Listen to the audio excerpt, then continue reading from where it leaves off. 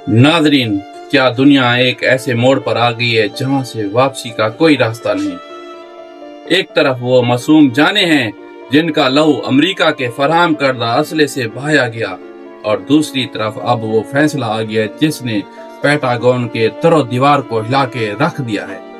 Iran को नया supreme leader मिल गया है, मुज्तबा खामनाई अब मैदान में आ चुके हैं। लेकिन सवाल ये है कि क्या ये तब्दीली इसराइल और अमेरिका के लिए इबरत का निशान बनेगी? नाज़रीन, असल कहानी यहाँ से शुरू होती है। जब दुनिया खामोश तमाशाई बनी थी, तब चीन ने वो ऐलान किया जिसका किसी को वहम गुमान भी न था।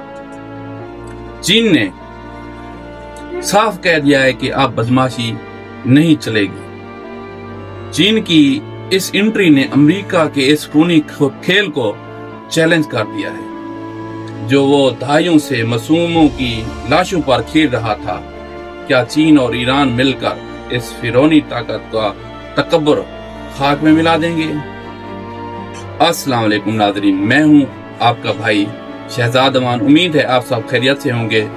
मेरे भाइयों, ये वक्त हक के साथ खड़े होने का है। अगर आप भी समझते हैं कि जुल्म का सूरज अब ढलने वाला है, तो हमारे YouTube चैनल शहजाद अमान ऑफिशियल को अभी सब्सक्राइब करें और फेसबुक पेज अमान मोबाइल को भी फॉलो करें।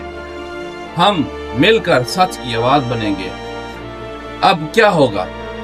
क्या मुज्तबा खामनाई की क़यादत और चीन की हिमायत मिलकर दुनिया का नक्शा बदल देगी, या अमेरिका का फसाद इंसानियत को ले डूबेगा?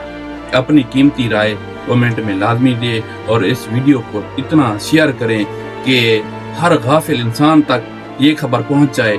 अल्लाह पाक तमाम मजलूमों का हामी और नासिर हो। पाकिस्तान जिंदाबाद।